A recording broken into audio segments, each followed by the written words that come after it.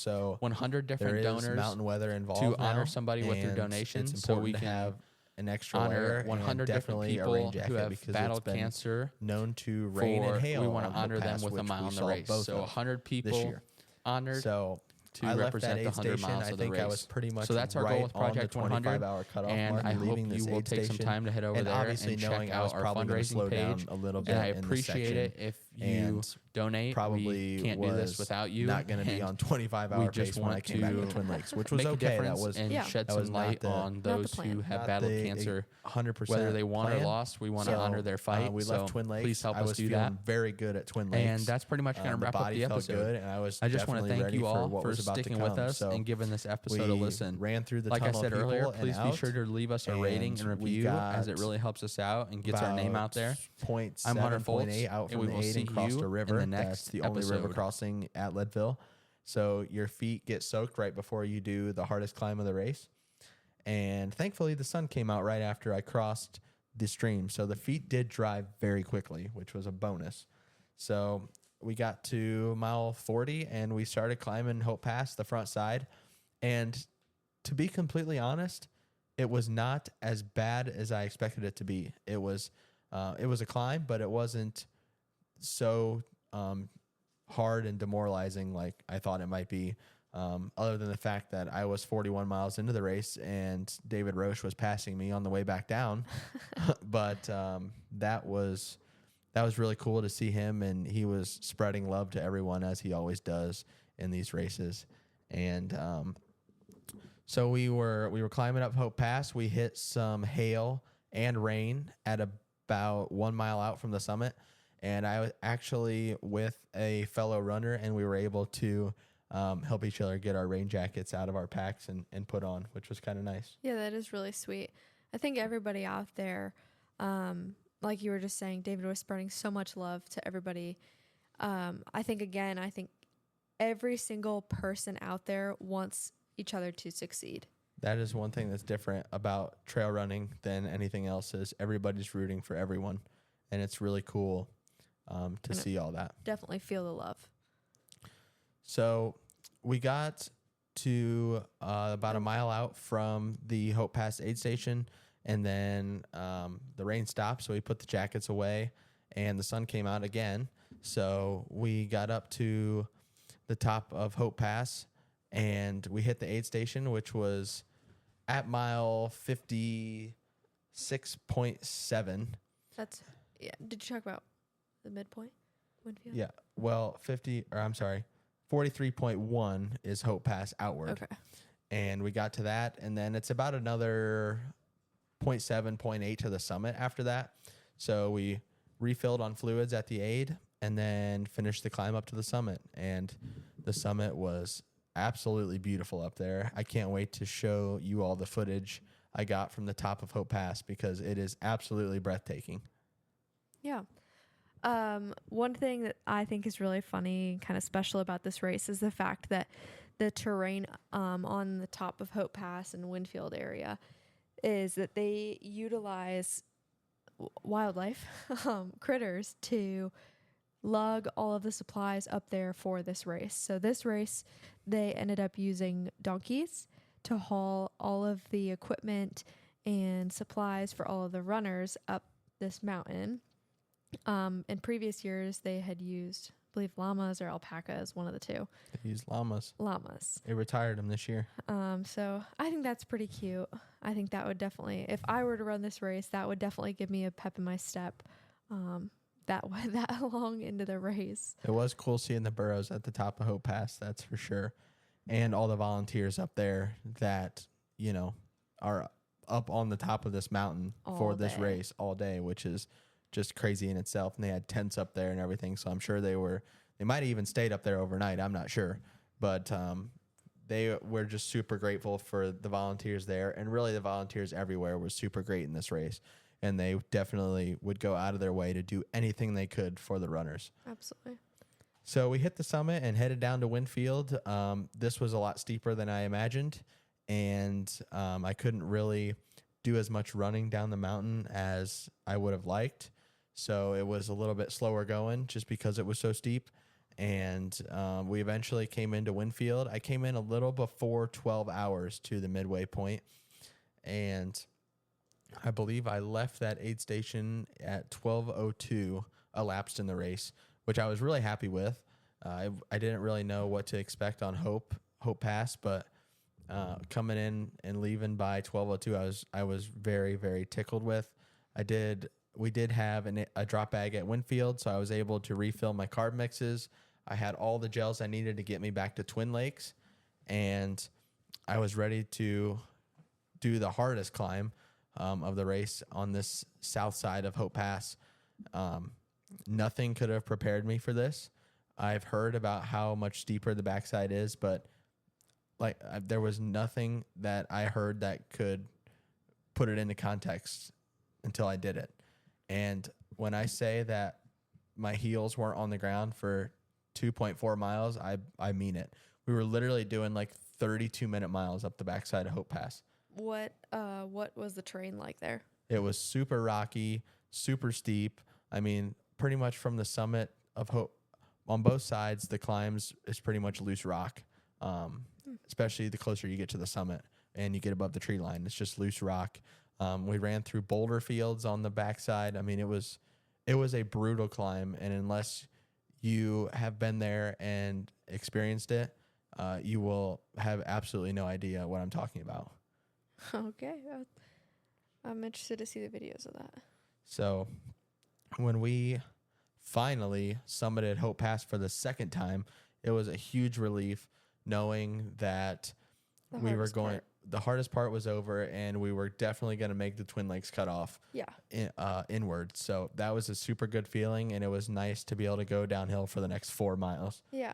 I think just kind of as a spectator side of things, I think that Twin Lakes also might be a very hard cutoff to reach because you're doing Hope Pass for the second time.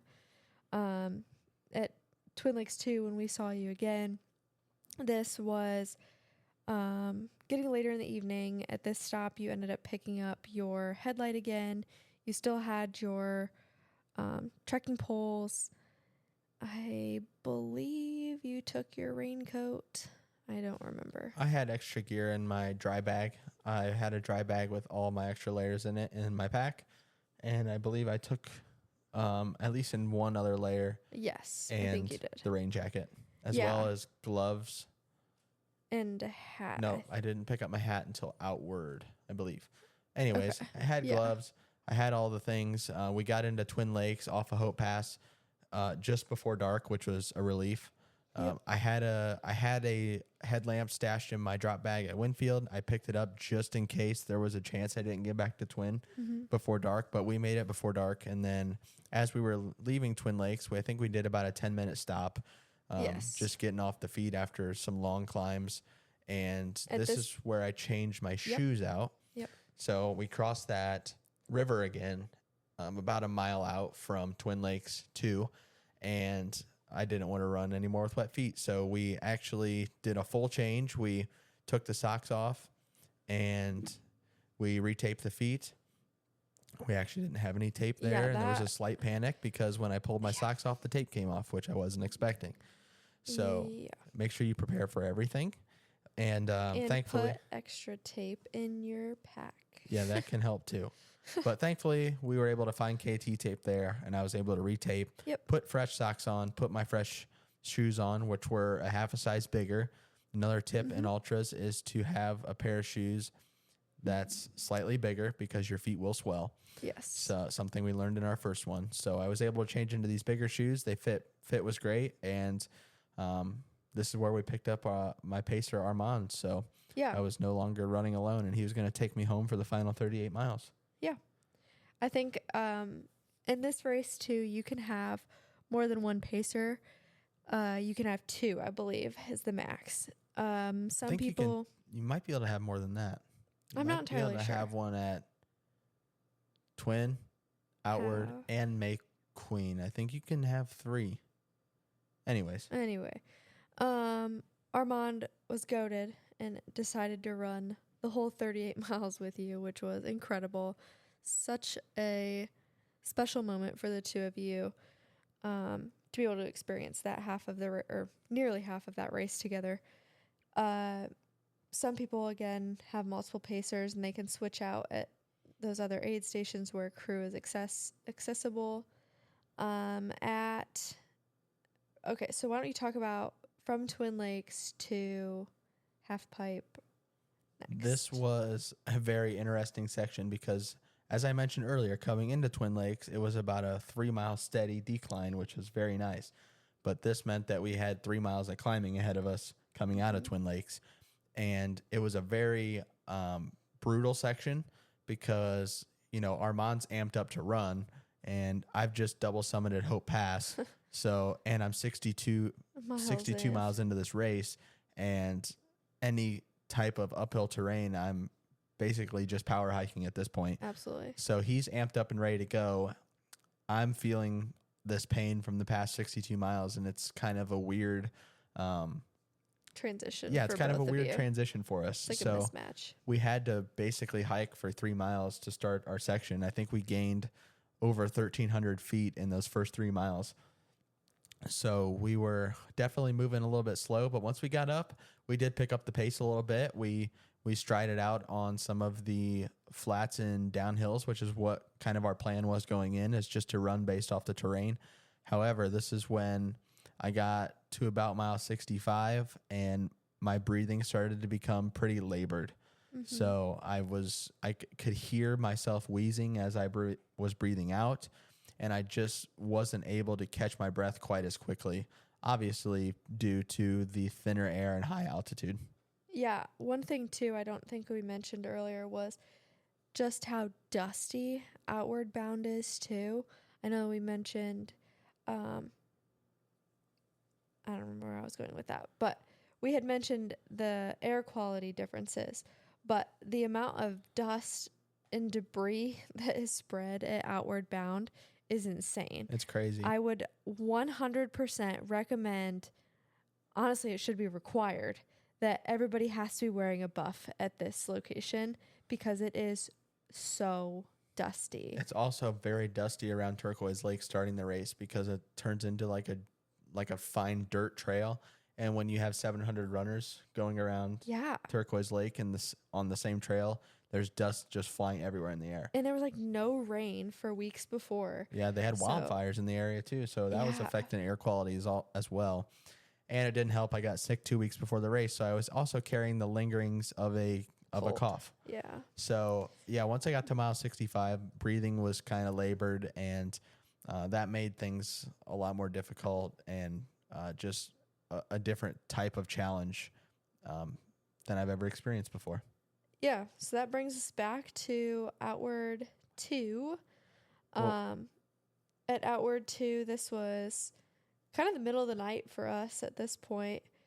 I believe it was sometime around 1 a.m. Yeah, I don't remember what time we got into Outward 2. Pretty sure. That was the next time you guys saw us after Twin Lakes. We did have a stop at Half Pipe after Twin Lakes. But we didn't spend much time there. We filled up bottles. Again, it was an uncrewed aid. So we got I think we got some Coke and we got some more ginger ale there, and then used the restroom and saw you guys at Outward.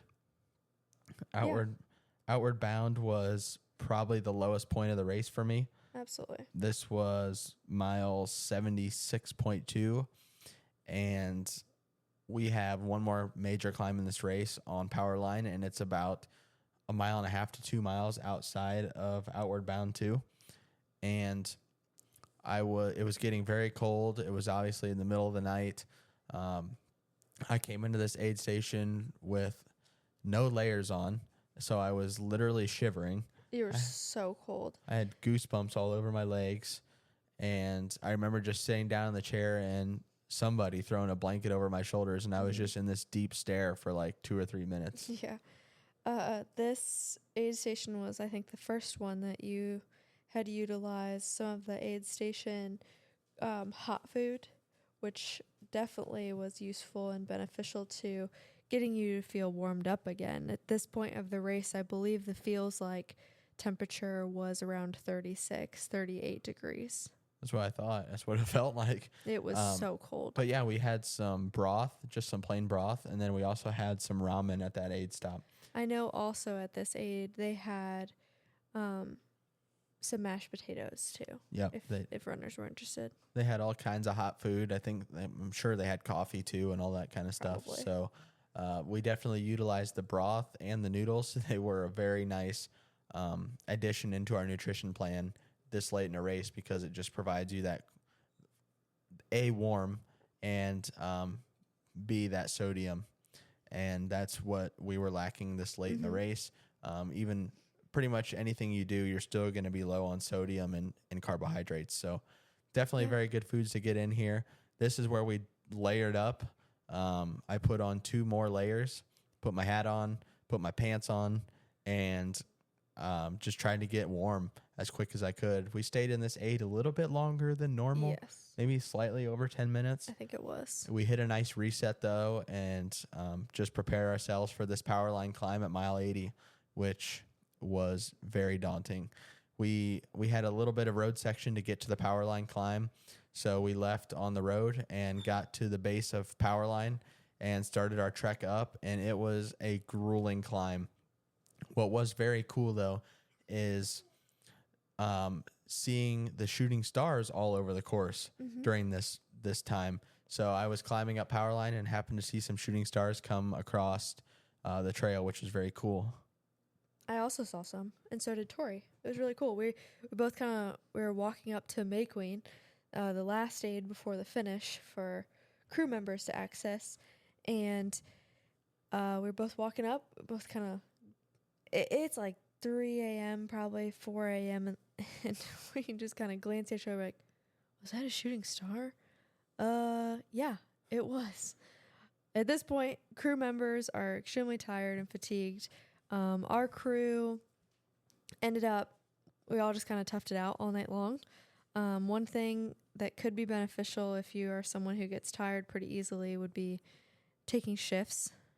Someone could do the day shift and someone could do the night shift, or someone could do this aid stop versus that aid stop. Kind of looking back, I wish that we could have done something like that, but it was also really special to have everybody there throughout the entirety of the race. As a runner, I appreciated having all crew there at all times. It was a very special moment coming into the aid stations. So we climbed up power line. It took a while, but we expected that. And this is where the cutoffs weren't stressing me out at all, but they were definitely drifting a little bit closer than we would have liked. After that climb up power line, we hit Sugarloaf, which was a descent this time, which was nice. So we did pick up a little bit of pace on these descents, but like I said, my breathing was still getting very labored at this point. I would run like 0.1 miles, 0.15, and literally just feel completely out of breath. And I would have to walk for 4 or 5 minutes just to catch my breath again.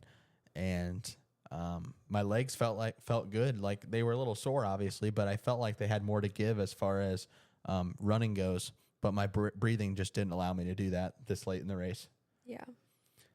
That's one thing that you haven't really ever struggled with before prior in running is the fact that many runners do battle like a sports-induced asthma or like a labor-induced asthma, but this was totally new for you, so it was kind of uncharted territory.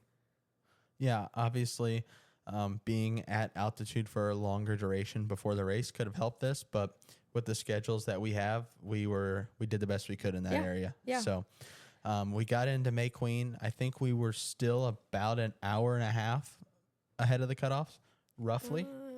Yeah, you were getting pretty close on this one. I think you were. It might have been closer to an 40 hour. minutes. It was at least an hour. I do know that. So okay. It was not a stressful territory. We knew if we made a quick stop at May Queen, we would have plenty of time to get to the finish line. And it was probably our quickest aid stop of the race, honestly. It most definitely was. At this aid, we weren't really sure what to expect as you were creeping closer to the cutoff times. We, as crew members, were very nervous and anxiously waiting for you to arrive. I knew that you would likely slow down later on in the race rather than picking up pace later on in the race. So I was expecting your times to be a little bit slower. I wasn't really sure how much slower, this is kind of the turning point of when you had slowed down the most from what we had expected and originally predicted. But again, we totally expected this to happen, and it was totally fine. We were prepared. We, again, had everything planned out as far as the aid stop, of how many gels you needed, what you were wanting for fluids, nutrition. I think at this point you most definitely were only taking in fluids, gels, liquid. I don't think you were taking in any solid food at this stop. Nope. I told Armand before we were about a mile out from the aid, and I said, we got to make this stop as efficient as possible because I don't want to have to worry or stress in this last section of the race. Yeah, I think this stop was literally 3 minutes. I think it was 3 minutes. I think was you're insane. exactly right. So I didn't sit down. Once you filled my pack, that was pretty much it. I think I took some sips of liquid calories in the forms of Gatorade. And Armand and I kept moving through the aid. So we left May Queen, which was mile 87.2, and we had just over a little over 12 miles to the finish line. So again, this section of the race we had obviously already been through. I knew what to expect. It was not super technical, and there was no real steep climbs or descents. So I knew that at this point, if I just kept a sub 20-minute mile pace, that I was going to finish with no stress at all. So we made sure we were clipping off miles less than 20 minutes. And I know that sounds really slow, but when you're at mile 90 of a 100 miler and you've climbed 14,000 plus feet, that's quick. That's moving. Feels like you're moving a little bit faster than that. Yeah. But again, it came back to the breathing issues that I had more than, leg strength or running ability. So we made it through this section. We hit the boulevard. When you hit the boulevard, that's when you leave the single track around Turquoise and hit the dirt road, and that means you got 5K left. And unfortunately, the last 5K is all uphill.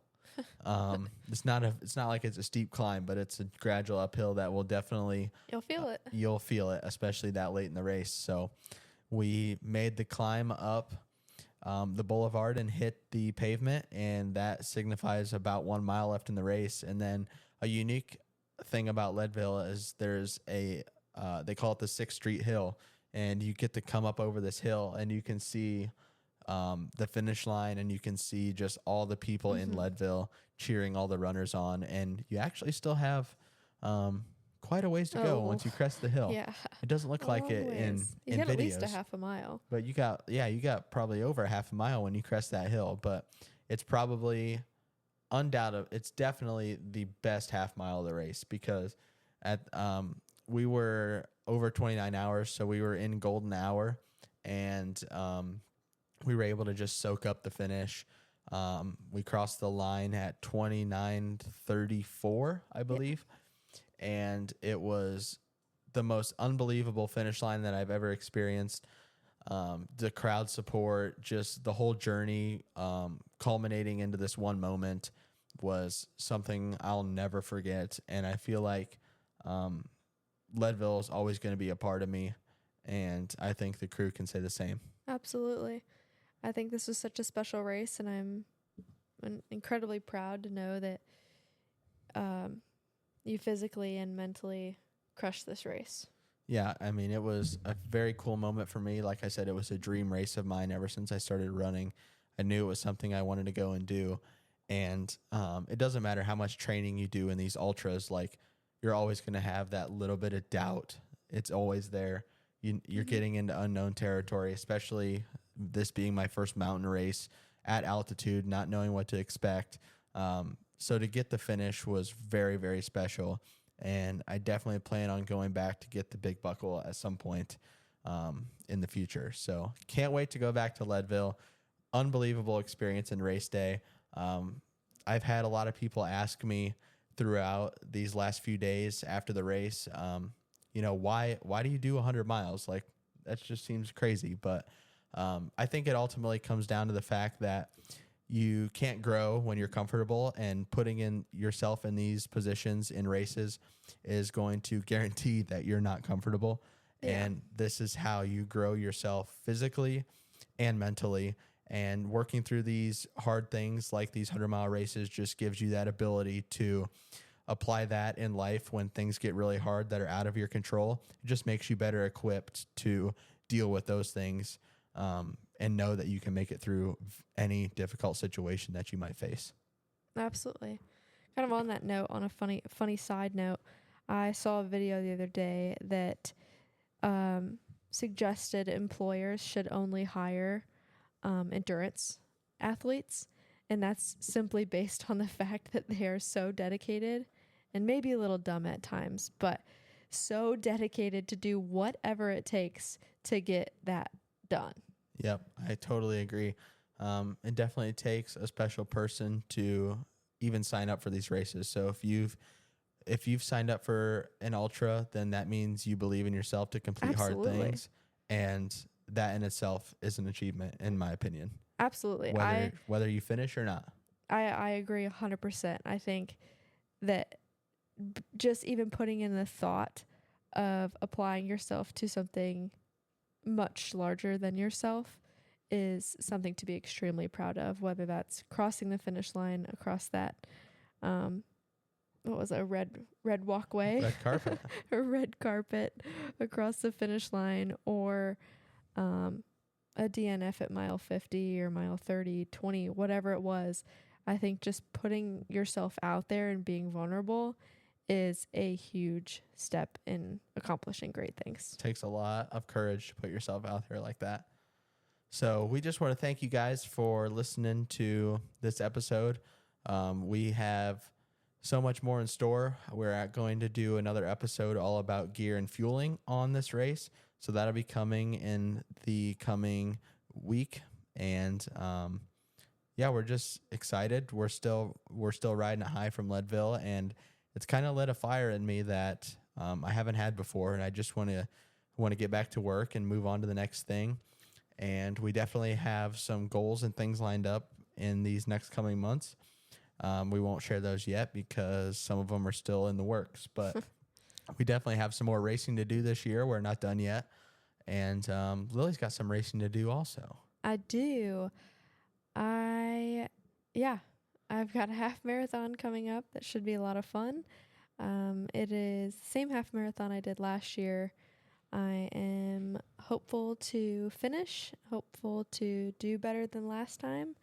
I think that's a consistent goal, is to continue to improve, whether that's running one extra day a week, and that's my improvement, or beating a new PR time.